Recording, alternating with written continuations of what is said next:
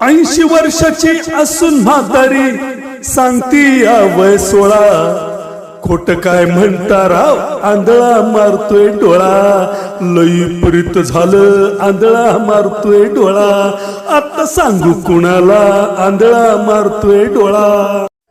राम राम मंडळी, आपल्या आवडमध्ये आपणा सर्वांचं हार्दिक स्वागत। खरात प्रकरणाचा गाजावाजा महाराष्ट्रामध्ये महाराष्ट्राबाहेर जोरात सुरू असतानाच आणखीही काही व्हिडिओज काही मंत्र्यांचे बाहेर येत आहेत आणि एकंदर हे व्हिडिओ प्रकरण काही थांबायचं नाव घेत नाही। आंधळ्याचं सोंग घेऊन मलई खाणारी प्रवृत्ती या निमित्तानं समाजासमोर येत आहे। समाज रोज एक नवा धक्का सोसतो आहे आणि अशा पार्श्वभूमीवर दादांचं 80 वर्षाची असून म्हातारी सांगतीय वय 16, खोटं काय म्हणता राव आंधळा मारतो डोळा, हे गाणं नाही आठवलं तरच नवल। दादांनी आपल्या चित्रपटाच्या कथांमधून, अभिनयातून, त्यातल्या प्रसंगातून, डायलॉगबाजीतून समाजातल्या व्यंगाचं वाभाडं काढलं, त्यावरती बोट ठेवलं। राजकारण असेल, ढोंगी साधू असतील, इतर सामाजिक काही गमती जमती असतील, या सर्वांवर भेदक असा विनोदी पद्धतीनं मारा दादांनी केला। दादांच्या चित्रपटातली गाणी ही सुद्धा या त्यांच्या व्यंगात्मक विनोदी पद्धतीवर, शैलीवर आधारलेलीच असायची। गेल्या वेळी आपण स्वांग साधूचं घेतलंय कसलं मला खरं वाटत नाही, हे खरात बाबांच्या ढोंगीपणाला उघड करणारं गाणं बघितलं आणि आज आपण त्यांच्या आंधळा मारतोय डोळा या 1973 सालच्या चित्रपटाचं शीर्षक गीत हे बघणार आहोत। हे भन्नाट व्यंगात्मक विनोदी ढंगानं जाणारं, सामाजिक चिरफाड करणारं विनोदी शीर्षक गीत लिहिलेलं आहे महाराष्ट्राचे लाडके गीतकार जगदीशजी खेबुडकर यांनी आणि गायलेलं आहे तितक्याच दिलखुलासपणे जयवंतजी कुलकर्णी यांनी। आहा, रुपेरी पडद्यावर दादांनी काय या गीताची मांडणी केली आहे, काय सादरीकरण केलंय, काय पदन्यास दाखवलाय, क्या बात है। ग्रामीण भागातल्या चौकामध्ये, रस्त्यावरती पोतराजाचा म्हणा, जागरण गोंधळाचा म्हणा, असा एक खेळ सुरू आहे आणि पोतराज गाणं म्हणतोय, त्यामध्ये आपले दादा शिरतात आणि हे भन्नाट असे गाणं सुरू करतात। 80 वर्षाची असून म्हातारी सांगती या वय 16, खोटं काय म्हणता राव आंधळा मारतोय डोळा। समाजातल्या व्यंगावर बोट ठेवताना दादा एका म्हातारीचं उदाहरण देत आहेत, जी म्हातारी आहे, जक्क म्हातारी आहे, 80 वर्षाची आहे, मात्र तिचा हिरवटपणा अजून संपलेला नाही आहे, तिची हिरवळ अजून ताजी आहे। माझी हिरवळ म्हणा, झिरवळ म्हणा, 16 वर्षाची आहे। थोडक्यात काय तर या म्हातारीनं चांगलंच ढोंग घेतलेलं आहे आणि पिकल्या पानाचा देठ की हो हिरवा असं या म्हातारीचं वागणं आहे।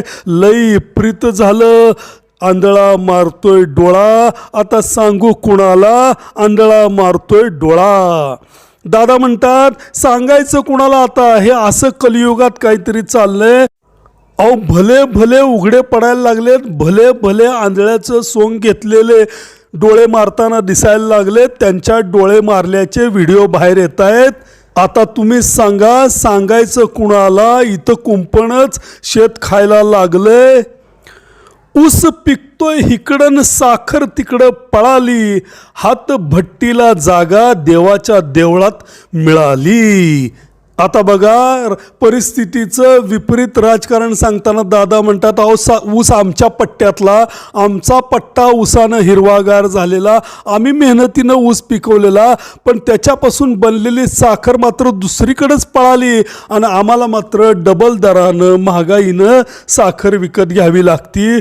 काय म्हणावा यो कर्माचा भोग। अहो एवढंच काय, पण हातभट्टी चक्क देवालयाच्या आडोशानं, आता शब्दशः अर्थ आपल्याला घ्यायची काही गरज नाही, पण दादांना असं म्हणायचंय की जे पवित्र आहे, मंगल आहे, त्याचा आधार घेत काही काळे बेरे धंदे सुरू आहेत।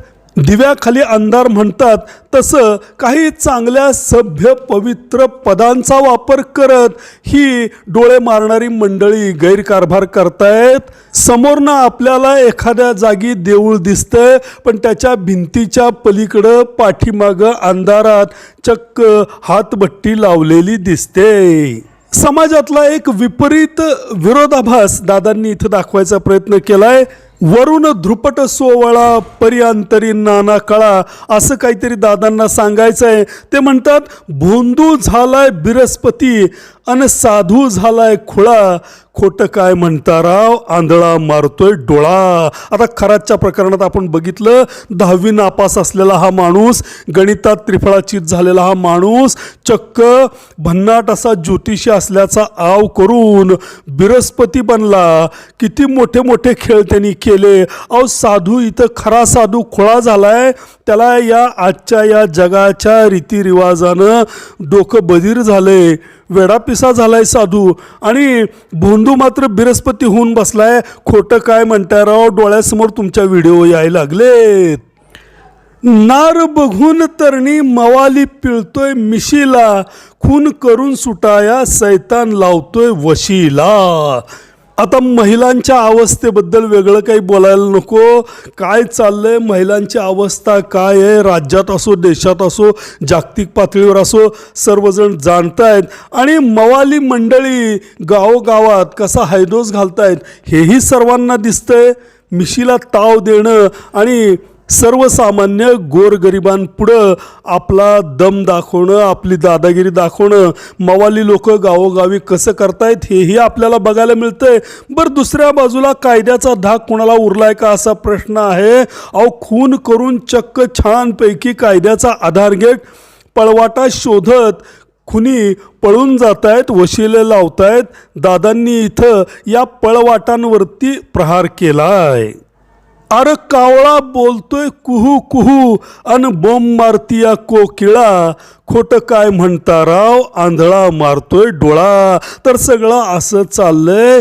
कावळा चक्क कुहू कुहू बोलायला लागलाय. म्हणजे रामचंद्र कहे गए सिया से ऐसा कलयुग आएगा, हंस चुगेगा दाना गुड़का, कौवा मोती खाएगा. तसंच झालंय. कावळा चक्क सुरेल असं गाणं म्हणायला लागलाय. आणि कोकिळाला काय झालंय, काय तिला चळ भरलंय कळना, चक्क ती बोंबा मारायला लागलीये. सुरेलपणा तिचा गायब झालाय. हा कलियुगाचा महिमा. काळ्या आईची लेकरं झोपडीत राहत्यात उपाशी, ढेर पोटाला ढकलत ऐदी जेवतोय तुपाशी. अरे मास्तर गिरवी श्री गणेशा, पोरं शिकवती शाळा, खोटं काय म्हणता राव आंधळा मारतोय डोळा. अशी अवस्था झाली आहे की जे खरे कष्टकरी आहेत अहो ते 2 वेळच्या अन्नाला महाग आहेत. आणि दादागिरी करणारे बुरटे पुढारी राजकारणी ते मात्र मस्त तुपाशी आहेत. लांड्या लबाड्या करून मुंड्या पिरगाळून मस्तपैकी तुपाशी खातायत. त्यांच्या डेहऱ्या चांगल्या मस्तपैकी अगदी फुगून वर आल्यात. चक्क असं झालंय की मास्तर आता पाठी घेऊन श्री गणेशा गिरवायला लागलाय, गमभन गिरवायला लागलाय आणि चक्क पोरं शाळा शिकवायला लागली आहेत. म्हणजे सगळं उलटं पालटं झालंय. ज्यांच्याकडून आपण आदर्शाचे धडे घ्यायचे, ज्यांचा आदर बाळगायचा, तेच आता बावचळल्यासारखे करायला लागलेत. आणि अजून ओठावर मिसरूड न फुटलेली पोरं ब्रह्मज्ञान शिकवल्यासारखं करायला लागलेत. काय म्हणायचं. मर्द गडी असून बी बाईची लुगडी धुतूया, मासा कोळ्याला गिळतोय पोराला बाबा भितोया.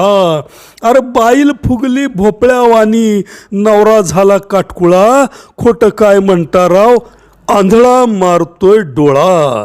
दादांच्या चित्रपटांमध्ये त्यांच्या गाण्यांमध्ये बरेचदा त्यावेळच्या तत्कालीन पंतप्रधान आदरणीय इंदिराजी गांधी यांच्यावरती टीका असायची. दादा हे पहिल्यापासून काँग्रेस विरोधामध्ये त्यांच्या विनोदातून, चित्रपटातून, गाण्यातून मतं व्यक्त करायचे. बरेचदा श्रीमती इंदिराजी गांधी यांच्या राजकारणाचा उल्लेख ते पुरुषांवरची बाईची दादागिरी असा करायचे. आणि त्यामुळं त्यांच्या चित्रपटामध्ये बरेचदा आता बाईचं राज्य आलं, बाईचं राज्य हाय तेव्हा जपून राहावा असे शब्दप्रयोग असायचे. आता या गाण्यात मर्दगडी असून बी बाईची लुगडी धुतूया यामध्ये दादांना कदाचित एका स्त्री पंतप्रधानाच्या मंत्रिमंडळामध्ये मुकाटपणे माना हलवत बसलेल्या मंत्रिमंडळावर काही टीका करायची का असाही अर्थ घेता येऊ शकतो. आणि दादांनी असे श्रीमती इंदिराजीवर बरेचसे विनोद त्यांच्या चित्रपटांमधून त्यावेळी केलेले आहेत. बरेचसे प्रसंग तशा पद्धतीनं रेखाटित केलेले आहेत. आता पुढच्या ओळीमध्ये बाईल फुगली भोपळ्यावानी नवरा झाला काटकुळा याचा शाब्दिक अर्थ असाही आपण घेऊ शकतो की जिकडे तिकडे आता बायकांचं राज्य आहे आणि पुरुष मंडळी आता काटकुळी झालीत, म्हणजेच दबले पिचलेली आहेत आणि बायकांचाच शब्द आता प्रमाण मानला जातोय. अर्थात ही दादांची व्यंगात्मक शैली होती जी जगदीशजी खेबुडकरांनी आपल्या गीतरचनेतून त्यांना हवी तशी मांडली. पुढं दादा म्हणतात, काल व्हत्याचं नव्हतं खऱ्याचं खोटं करावं, किती किती जणांनी पापाचं रांजण भरावं, अरे डोळं मिटूनी आभाळी बसलाय असा कसा देव भोळा, खोटं काय म्हणता राव आंधळा मारतोय डोळा. आता हे जे काही जगामध्ये चाललंय की होत्याचं नव्हतं लोक करतात, खऱ्याचं खोटं करतात, त्यातून कायद्याच्या पाळवाटा शोधतात. कायद्यात पण इतक्या पायवाटा पळवाटा आहेत की बरेचदा खरे गुन्हेगार अगदी आरामात पैशाच्या जोरावर, दादागिरीच्या जोरावर सत्तेला हवं तसं वाकवून मोकळे होतात, सुटतात. आणि गोरगरीब ज्यांच्याकडं असा पैसा नाही, ताकद नाही, कायदा खरेदी करण्याची धमक नाही, ते मात्र अडकून बसतात, गुन्हेगार ठरतात. कित्येक जण विनाकारण तुरुंगामध्ये सडत पडून बाहेर आलेली उदाहरणं आपण बघितलेली आहेत. आणि मग अशा रीतीनं कितीतरी जण आपलं पापाचं रांजण भरतायत असं दादा म्हणतायत. आता दादा त्यांच्या रोखठोक स्वभावाप्रमाणे थेट स्वर्गातल्या देवालाच याचा जाब विचारतायत. अरे माणसाचं ठीक आहे, माणसं काहीही करू देत, शेवटी ती माणसंच आहेत, बिंडोक आहेत, बेअकली आहेत, अमुक आहेत, तमुक आहेत, पण तू तर देव आहेस ना, सर्वांचा पालनहार आहेस ना, तू सर्व शक्तिमान आहेस ना, मग तू डोळे मिटून आभाळात कसा काय बसलाय, तू असताना हे सगळं पृथ्वी तलावर असं कसं घडतंय, आंधळा चक्क डोळा कसा काय मारतोय, इतक्या स्त्रिया खरात बाबाच्या नादी लागून कशा काय बदनाम होत आहेत. ज्या पुढाऱ्यांवर विश्वास ठेवून आम्ही त्यांना राजकारणात निवडून दिलं, मंत्रिमंडळात पाठवलं, विधानसभेत, विधान परिषदेत वगैरे वगैरे मोक्याच्या जागेवर पाठवलं, त्यांचे असे घाणेरडे भयानक व्हिडिओ कसे काय बाहेर येत आहेत आणि मग तू यात काही दखल देत नाहीस का, तू नुसताच तमाशा बघत बसलायस का, कसा काय तू डोळे मिटून आभाळात बसलाय, पृथ्वीवर तुला या अवतार घ्यावा वाटत नाही का, या सर्वांची जिरवावी वाटत नाही का. तर मंडळी आजच्या परिस्थितीला चफकल लागू पडेल असं दादांचं 1973च्या त्यांच्या निर्मित आणि दिग्दर्शित चित्रपटामधलं आंधळा मारतोय डोळा यातलं शीर्षक गीत जे जयवंत कुलकर्णीजी यांनी गायलेलं होतं, जगदीश खेबुडकर यांनी लिहिलेलं होतं आणि संगीत याला प्रभाकर जोग यांनी तितक्याच बहारदारपणे दिलेलं होतं. तर मंडळी आता थांबतोय, पुन्हा पुढच्या वेळी भेटूयात आपल्या आवडमध्ये असंच एखादं छान भन्नाट मराठी गाणं घेऊन आणि त्यावर चर्चा करूयात. तोपर्यंत राम राम.